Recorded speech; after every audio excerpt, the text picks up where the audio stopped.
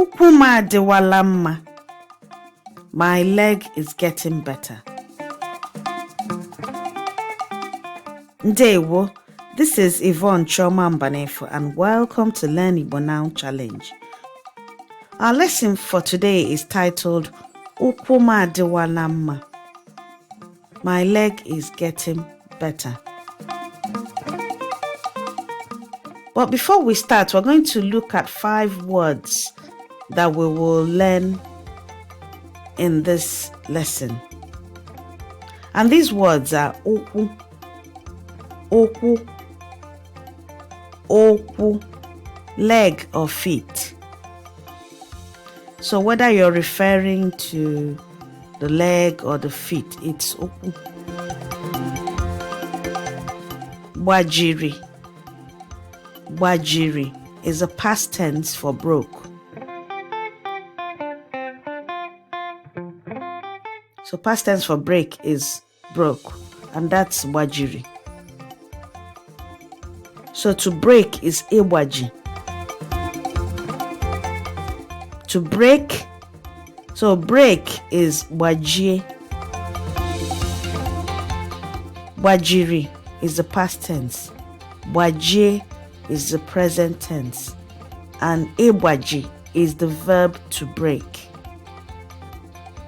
Gbajie osisi ahụ. Break that stick. Agbajiri m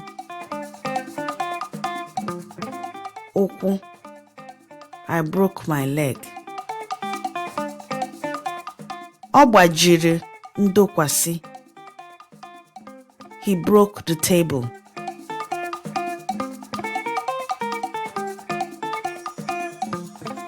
Azụ nere.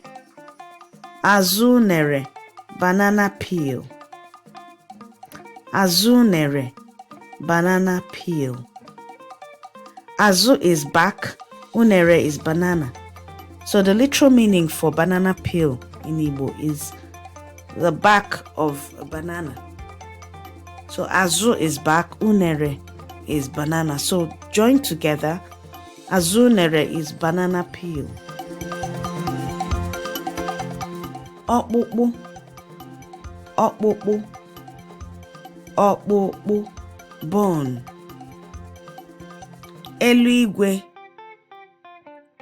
eluigwe, eluigwe, sky or heaven. Elu is up and igwe is sky. So the literal meaning of eluigwe is the sky above.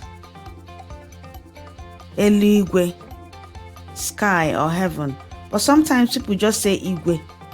So igwe can refer to sky or heaven, but at the same time, igwe also refers to a ruler. Down, it has a different tone, igwe, which is metal, but this one is high step, igwe, igwe. So eluigwe is sky or heaven. And now we go on to the story. Ready? Let's begin. Ka anyị bido.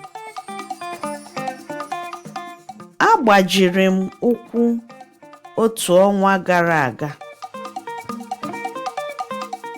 Agbajiri m ụkwụ otu ọnwa gara aga.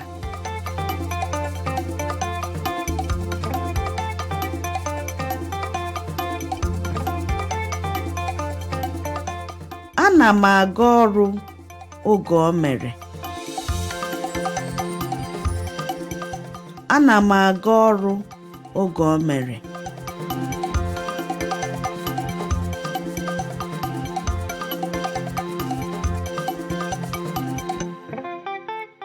Ahụghị m azụ unere dị n'ala. Ahụghị m azụ unere dị n'ala.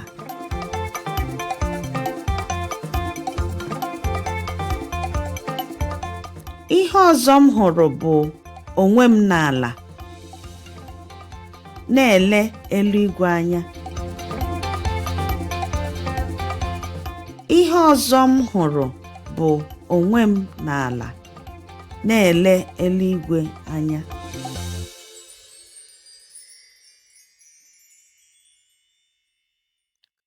Awara m ụkwụ ka ndị dọkịta wee dozie ọkpụkpụ ụkwụ m.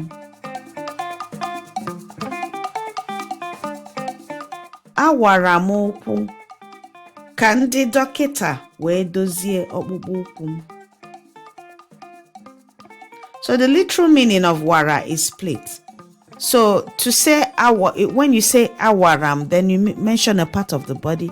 It means that you had surgery on that part of the body.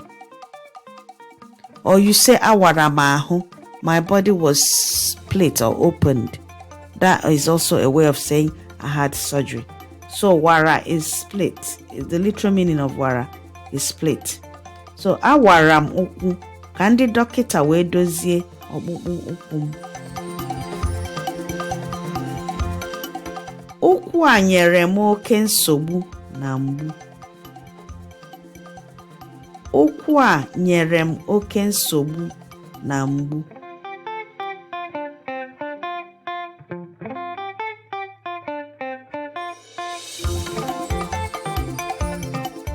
Mana enwetara m ezigbo ozi taa.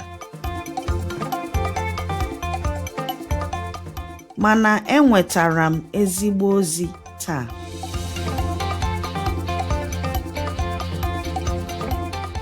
Ndị dọkịta sị na ụkwụ m adịwala mma.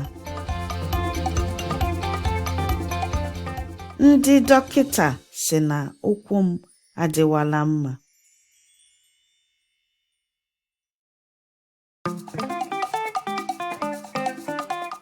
Ha sị m bido gagharịwa. Ha sị m bido gagharịwa. There's a typo here. There shouldn't be a dot under this O. Ha sị m bido gagharịwa.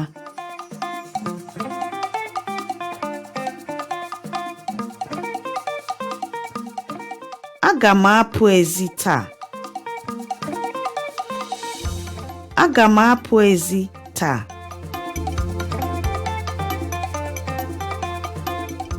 Aga m apụ ezi taa.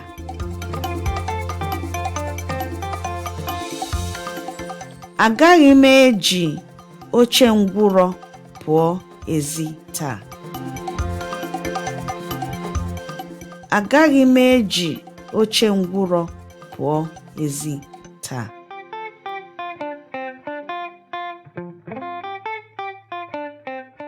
Agaghị m eji oche ngwụrọ pụọ ezi taa. And so the words we've learned, the 5 main words we've learned in this story are Ukwu, Ukwu, leg or feet. Gbajiri, gbajiri, broke. Azunere, azunere, banana peel. Ọkpụkpụ, ọkpụkpụ, bone. Eluigwe, eluigwe, sky or heaven. Daalụ. Thank you for watching. To improve your Igbo learning, go over to www.learnibonow.com and download our free printable flashcards, which has audio support. You'll also get access to our weekly newsletter full of useful tips to improve your Igbo language learning, history, and heritage. See you on the next video.